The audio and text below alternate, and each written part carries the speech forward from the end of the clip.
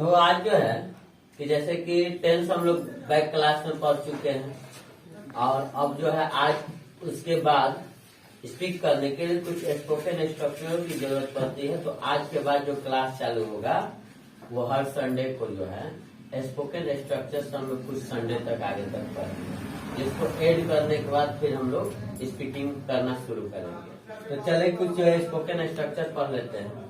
जैसे कि यहाँ पर लिखा हुआ है use of unless and until, ठीक है ना। Use of until and unless जो है ये आपको इसका हिंदी हो जाता है जब तक नहीं तब तक नहीं। बहुत सारे ऐसे काम होता है कि जब तक एक काम नहीं करते तब तक दूसरा काम आपका नहीं होता। तो उसके लिए आपको ये आपका मतलब कि एग्जाम्पल जब लेंगे फिर समझ में आएगा कि इसका यूज कैसे करना है। ये एक तरह से कंजक्शन है। कंजक्शन आप जानते हो कि कंजक्शन क्या होता है। कंजक्शन पार्ट्स ऑफ स्पीच का एक भाग है, एक चैप्टर है जो सेंटेंसों को जोड़ने का काम करता है। जो सेंटेंसों को जब जोड़ता है तो दो सेंटेंस होते हैं या तीन होते हैं या दो या तीन से ज्यादा होते हैं, ठीक है ना। तो इस प्रकार से कहने का मतलब सेंटेंस को जोड़ने के लिए जो वर्ड यूज करते हैं हम लोग इंग्लिश का, उसको हम कंजक्शन करते हैं। तो ये अनटिल और अनलेस जो वर्ड है, ये अनलेस एंड अनटिल, ये भी एक कंजक्शन है। तो चलिए इसको देखते हैं जोड़कर। जैसे कि यहाँ लिखा गया है कि मैं तब तक तुमसे बात नहीं करूंगा, मैं तब तक तुमसे बात नहीं करूंगा जब तक तुम मुझसे माफी नहीं मांगो। तो यहाँ पर देखो पहले तब तक है, फिर दूसरे वाक्य में जब तक।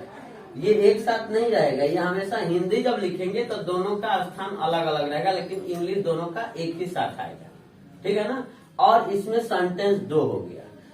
मैं यहाँ से है मैं तुमसे बात नहीं करूंगा, एक सेंटेंस हुआ। और फिर दूसरा सेंटेंस है कि तुम मुझसे माफी नहीं मांग लोगे, ठीक है।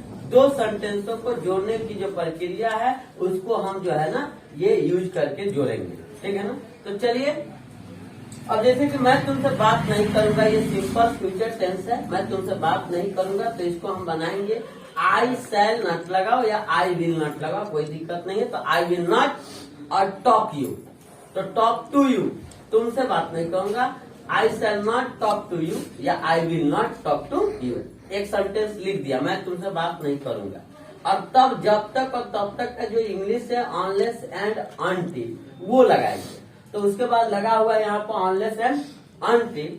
और फिर दूसरा वाक्य क्या है कि तुम मुझसे माफी नहीं मांग लेते। तो यहाँ पर नहीं का उच्चारण आ रहा है, लेकिन नहीं के लिए हम लोग यही नोट लगा दिए हैं, इसलिए यहाँ नहीं के लिए कोई वर्ड नहीं लेंगे, सीधे सब्जेक्ट लेंगे हम तुम के लिए यू।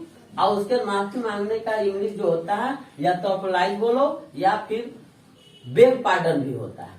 बेग पार्डन यूज करो या अप्लाई, और मुझसे तो टू मी। तो यहाँ दो सेंटेंसों को जोड़ने का जो काम किया है ये किया अनलेस एंड अनटिल। एक और एग्जांपल देते हैं।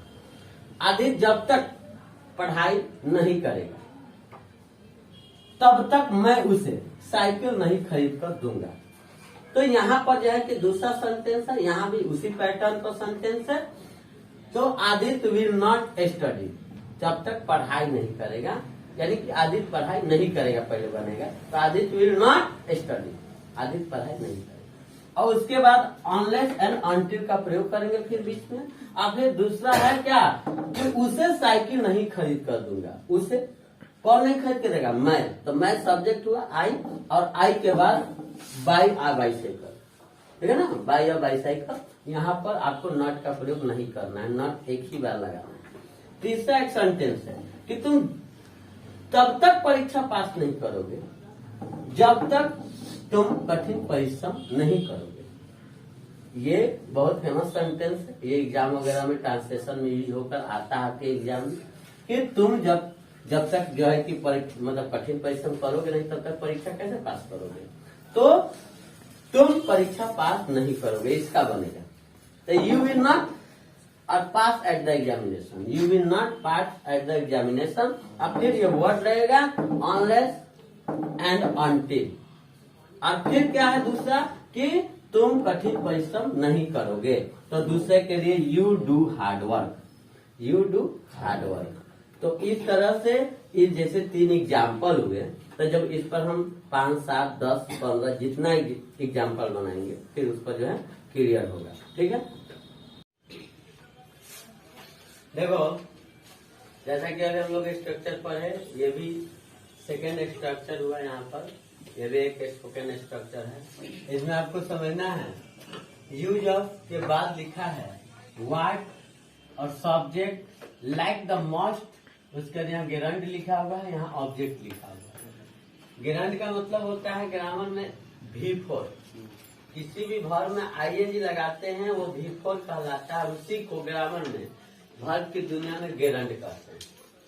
तो ये स्ट्रक्चर में गेरंड का यूज करना है, यानी V4 का यूज करना है। लेकिन उससे पहले ये जो लगा लाइक द मोस्ट, इसका हिंदी हुआ सबसे ज्यादा पसंद। ऐसे बहुत सारे चीज है जिसको आप सबसे ज्यादा पसंद करते हैं, और सबसे ज्यादा जब भी पसंद करने वाले वाक्य आएंगे तो उसमें आपको इसी प्रकार के स्ट्रक्चर का यूज करना है, इसी प्रकार से उस वाक्य को बोलना है। जैसे फॉर एग्जाम्पल यहाँ एग्जाम्पल लिखा हुआ है कि मुझे अंग्रेजी पढ़ाना सबसे ज्यादा पसंद है, मुझे अंग्रेजी पढ़ाना सबसे ज्यादा पसंद है, इसको बनाना है। तो सबसे पहले व्हाट का प्रयोग करेंगे, जो यहाँ पर लिखा हुआ है व्हाट सबसे पहले यहाँ से स्ट्रक्चर से आएगा व्हाट, और उसका सब्जेक्ट क्या है मुझे, यानी कि मैं, आई।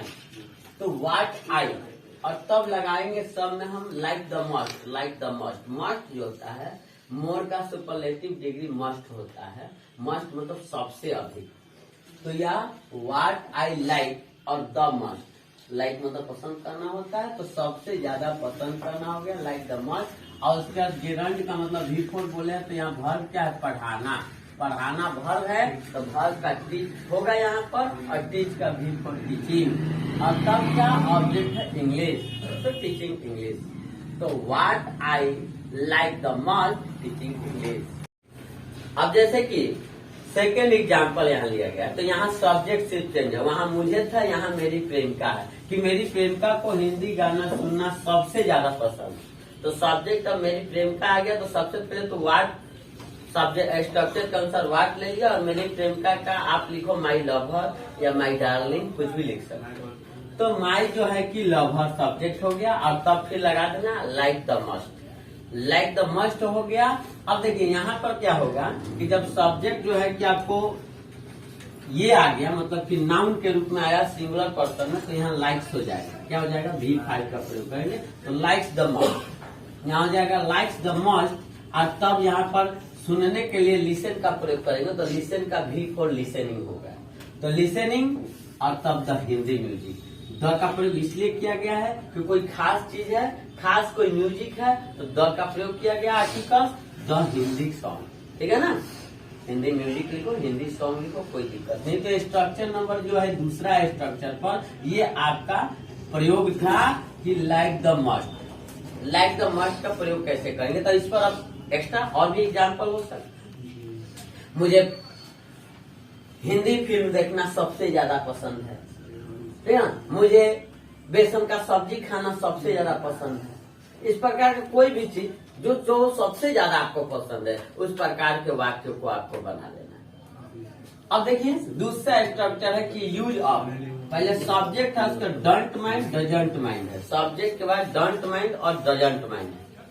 तो डोंट माइंड और डजंट माइंड ये आपको प्रेजेंट टेंस में आप पढ़ चुके हैं सिंपल प्रेजेंट में, कि डोंट का प्रयोग कब करना है, डजंट का प्रयोग कब करना है। सिंपल प्रेजेंट में बताए थे हम कि जब सब्जेक्ट के रूप में ही रहे, सी रहे, इट रहे या सिंगुलर नाउन रहे तो डज का प्रयोग होता है, और बाकी सब में डू का प्रयोग होता है। तो आपको यहाँ देखना है कि डंट कब लगाना है, डजंट कब लगाना है, ये डिसाइड सब्जेक्ट करेगा। जैसे कि यहाँ है, मुझे तुम्हारे साथ सूर्यवंशी फिल्म देखने जाने में कोई आपत्ति नहीं, तो यहाँ कोई आपत्ति नहीं, इसका हिंदी हो गया डजंट माइंड, और डोंट माइंड का हिंदी क्या हो गया कि कोई आपत्ति।